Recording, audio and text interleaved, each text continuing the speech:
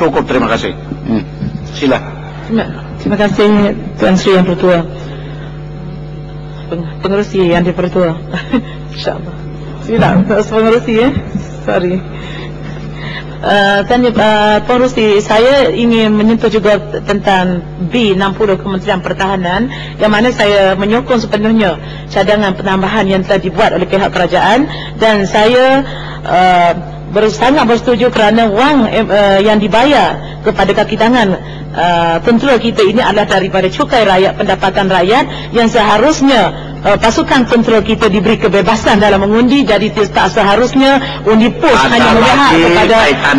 Okey, itu boleh masuk poin lagi tentang Sri. Satu lagi.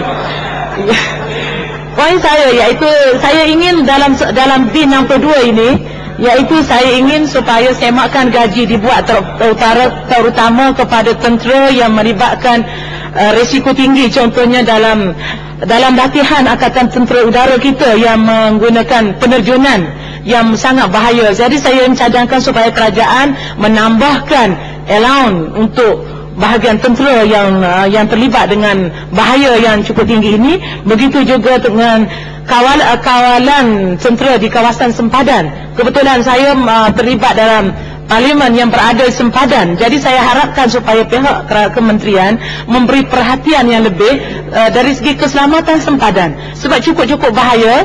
Sebab sekarang ini kita lihat bagaimana warga-warga asing boleh masuk menyeluduk ke negara kita melalui pintu secara haram, melalui sungai dan sebagainya. Jadi sejauh mana kawalan ini dibuat supaya tidak berlaku kes sebagaimana berlaku 2 minggu lalu, pembunuhan yang berlaku di dalam kawasan negara kita yang melibatkan senjata api. Terima kasih banyak.